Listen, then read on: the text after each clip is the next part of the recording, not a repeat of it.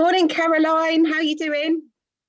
I'm well, thank you, Katie. How are you? I'm good, thank you. Thank you ever so much for doing this for me and taking time out of your day.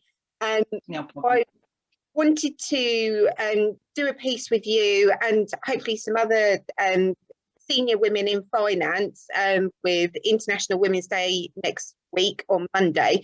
So I was very keen to just find out about you, your journey, etc. So I thought maybe a good place to start might be if you could give a brief overview of your journey and sort of where you sit now in terms of level within the finance world. Okay. So when I graduated, I didn't really know exactly what I wanted to do. So I followed the advice of a good friend and took my chartered accountancy qualification as a really good base to kind of build a career from. So once I qualified, I followed what was quite a well-trodden path at that time, down to London into a product control role within Yeah. investment banking. So I worked for Lehman Brothers for 5 years in both London and Tokyo, and then into Deutsche Bank, where I was for around 12 years in London and in the Philippines. And doing various kind of roles in those worlds, but always in finance, largely within the equity space, but other areas as well. Yeah. But I knew that as I came back from the Philippines, I wanted to be a little bit more transferable outside of investment banking. So I took a role doing what every finance director needs to do. So I was the UKFD, preparing the accounts, working with regulators, the boards, HMRC, etc. It made me a little bit more transferable to do something different. Yeah. And kind of different for me was a different part of financial services or a different organisation. So they moved to the Cooperative Bank as their chief accounting officer, and subsequently as group finance and transformation director at Arrow Global, and currently as CFO at White Oak UK. So I guess that kind of number one, number two in finance kind of level in a small to medium sized organisation is kind of where I am currently. Yeah. And obviously along the way, accountancy, I mean, having had exposure to that myself from a recruitment perspective for the last 20 years, is quite a male dominated profession.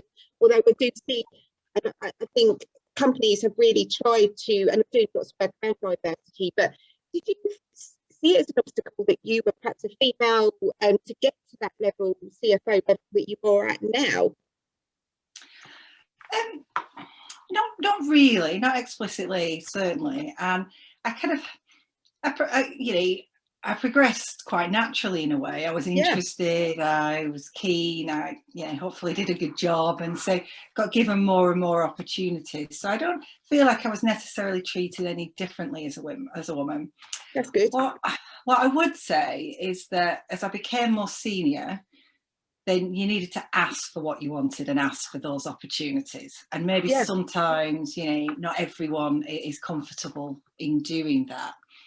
And the other difference I'd notice when I became a working mum, time was really, really precious because there was just so little of it. Yeah. And so you couldn't hang around at the end of the day and have that chat as people are leaving, or go to the pub and have a drink in the same way that you had done previously. So sometimes could feel a little bit out of the loop, which means that kind of asking for what you want and asking for opportunities becomes even more important. Yes.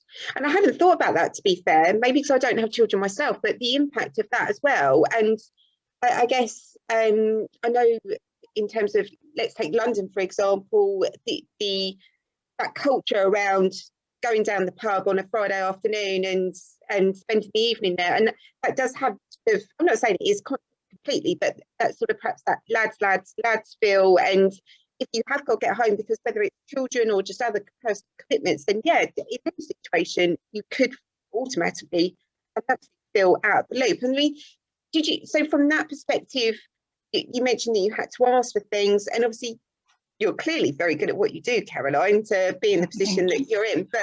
And so do you feel just like you had to really build on your confidence and that area of like your soft skills, I suppose? Would that fall under that? And yeah, definitely. So I wouldn't have got the opportunity to move out to Tokyo or move out to Manila if I hadn't have asked for them. And those opportunities, certainly in, with Manila, those opportunities were out there because, we'd built a big service centre and it needed that kind of, that leadership presence initially that you just can't build as quickly. And so the decision had been made to send a bunch of expats out there. But I only knew from, chatting to someone who, was looking at it as well. And it's kind of, so that network piece is really important, I think. Yes. And having that confidence to say, well, I could do that. I'd like to do that. And asking for those opportunities, I think, is really important, because, look, if you're doing a job and you're doing it well, it's natural for your boss to kind of not want to change that. No, very true, very true. I hope my boss would agree with you. Yeah. No, yeah, but it's important for your development and for you to build more skills. And I'm a great believer you do that by doing different things and trying new things. Yeah, very much so. And I mean, is there anything that you could put your finger on and say, oh, that was a major win in my career? I think the international experience, if I'm honest. So when I moved out to Tokyo, it was a bigger role in a smaller location. So, and it was a relatively small team, so we all kind of rolled our sleeves up and worked together to figure things out, sometimes for the first time that we were doing things. And so you got much more involved in things than you maybe would have done in a London or a New York.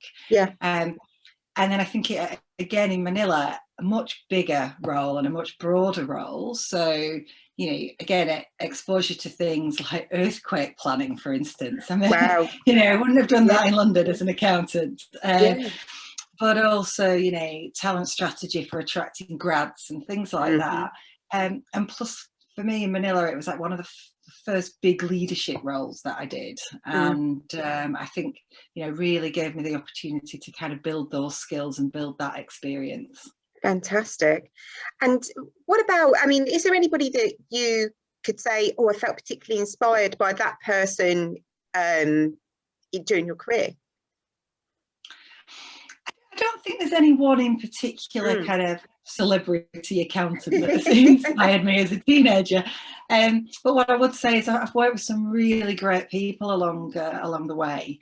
And and I've learned a lot from them. And I'm a great believer that if you surround yourself with good people, then, you all learn together and you succeed together. So I think, I'm hopefully humble enough to kind of say that, I've learned from the people I've worked with, and that the people who've worked for me as well as the people I've worked from. And I think you take the different pieces from the different people and kind of, take those good bits and learn from them. Fantastic. And just in terms of your career in accountancy, I mean, you've been really lucky, and I know through the hard work that you've done in terms of the experiences that you've had, both UK and internationally, and the different types of business that you work with and the growth there, and the staff management piece as well. I know that's featured quite heavily as well during your career. But would you do it all again if given another chance, or would you like to be an artist or something like that? Would you be an accountant if you could choose your time over again? I think so, yes. I mean, I do enjoy it and I find it interesting. I'm not particularly autistic, funny that, but I kind of, when people used to ask me when I was young, what do you want to be when you grow up? It was very much a teacher. So I think if there was one other path that I may have taken, it probably would have been teaching. Who knows if I'd have been any good at it, and it's very hard, it's probably harder than what I do.